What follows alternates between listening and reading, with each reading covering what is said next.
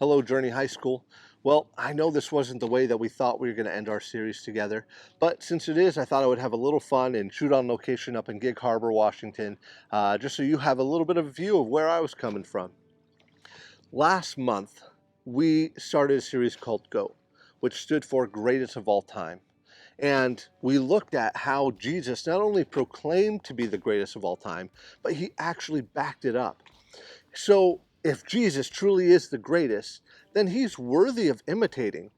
And so we looked at how Jesus lived his life. And the next week, we looked specifically at how Jesus spent his time and how we could be imitators of how Jesus spent his time. Well, this week, we're going to be looking at the next area in how Jesus lived his life, which was in community. Now, for many of us, we think this idea of community is something that we've come up with, that it's just a social unit or a gathering of people that have commonality. So that could be religion or hobbies or interests, or maybe you just grew up together and you've known each other, so it's geographical, whatever it may be. We think that there's just so many varieties of community. But in reality, we see that community is something that has always been, even before the creation of the world. In John 17:5, Jesus talks about how he longs to be with the Father just as he was before the world existed. You see, there's this thing called the Trinity, and we don't have time today to talk about the complexities or the mysteries of the Trinity. But what I do want to touch on is that before the world existed, there was a relationship between Jesus, God the Father, and the Holy Spirit, these three persons that are of one essence. And through this community, all things were created. And so we were created for community through community. And we see this in the beginning. When God created Adam, he walked with him in community in the garden. And then God gave him Eve to be in community with someone of his likeness, and then to multiply. And so we see that community is something that was intentionally designed by our Creator, and something that Jesus intentionally lived out in his life. Now, the author of Hebrews gives us intentional instruction about how we're supposed to utilize community.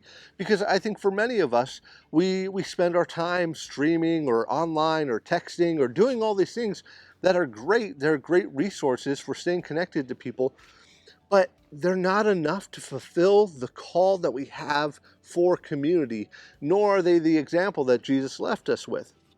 So let's read from the author of Hebrews in chapter 10, verse 24. It says, "And let us consider how to stir up one another to love and good works, not neglecting to meet together as is the habit of some, but encouraging one another, and all the more as you see the day drawing near." So we have this author of Hebrews who's so intentional about saying it's not just about coming together and hanging out or being physically close with each other, or about just kind of saying, hey, all right, let's do something random. Rather, he's saying, let's consider how to stir up one another to love and good works. So oftentimes when we get together, we can just kind of waste our time, and that can be fun. But what God has designed for community that is really life-giving, it means that we are called to stir one another up in love and good works, and not neglecting to meet together. And I get how hard that is, right? Because we read this instruction, and yet at the same time, we're living in a time where we're told not to do that. And so we're living in this tension between, well, what does it mean to come together as believers, as we've been instructed and even created to do, and yet we are told that, man, for our safety and for our health, that we're supposed to not do that. I'll tell you, I don't have a clear answer for you, because yes, we need to be safe, and yes, we need to make sure that we're staying healthy. But at the same time, we have to make sure that we are not neglecting the call to be together. And so, because there's something in that, right? How many of us this last 8 months or so now have spent more time in isolation than we ever have before? Right? Where all of a sudden we've developed unhealthy habits where we've pushed people out of our circle, even our families. And so now we find ourselves longing for something, and we are trying to fill it with all these things that just don't satisfy. That's because we were created for something more.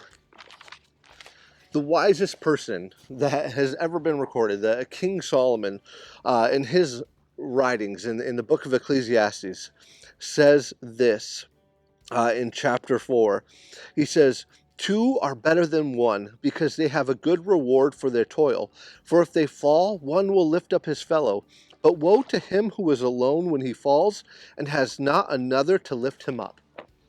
The wisest person to ever live warns us about falling in and drawing into isolation, to being truly alone where we don't allow others with us.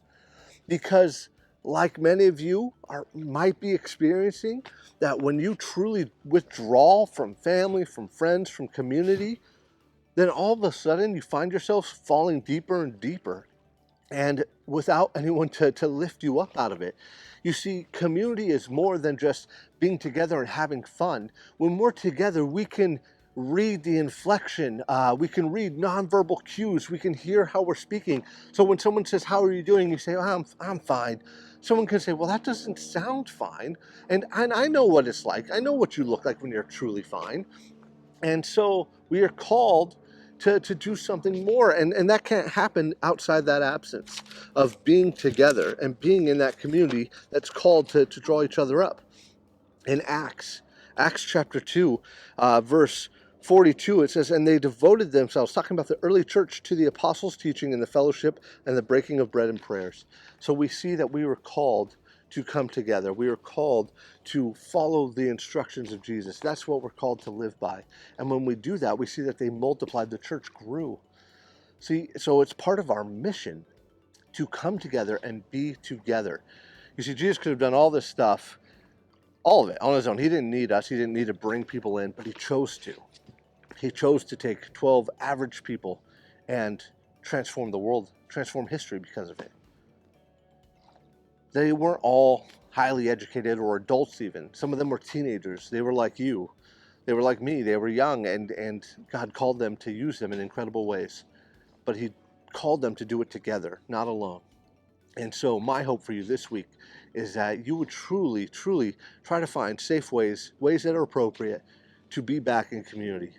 I know I long for the time when we can come back together and we can begin to meet again. But until then, I hope that we can find ways to do that together. All right. Well, I'll see you again next week. Look forward to being back and celebrating. And we have some fun announcements coming up. So be on the lookout on Instagram and our other platforms.